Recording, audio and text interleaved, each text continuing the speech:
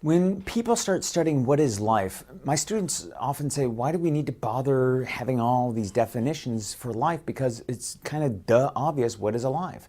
And that seems true in the beginning, but scientists actually had to sit there and try to narrow it down, because originally when people did study life, they ascribed life to a lot of things that we now know aren't alive. For example, they used to think that fire was alive, and we know now it's not. So what are the characteristics of life? Well, one, we've discovered that all life on this planet is made up of cells or products of cells. For example, my body is made up of gazillions of cells: skin cells, muscle cells, nerve cells, blood cells, etc.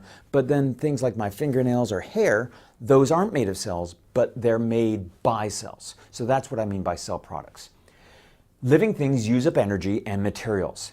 One of the laws of the universe is that the universe hates order. It's called entropy, this love of disorder. So in order to maintain this highly organized state, we need to be constantly spending energy to maintain the highly organized cells of our bodies. So one of the things that we know about life is that it has this active metabolism. Living things respond to changes in the environment.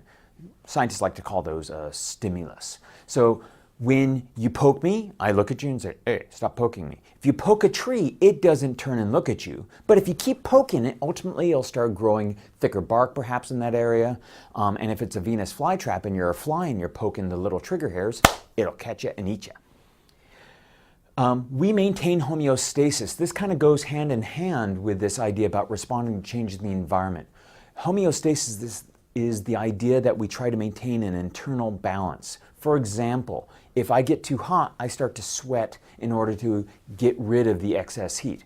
If I get too cold, I start to shiver, doing muscle contractions to help release some additional heat energy.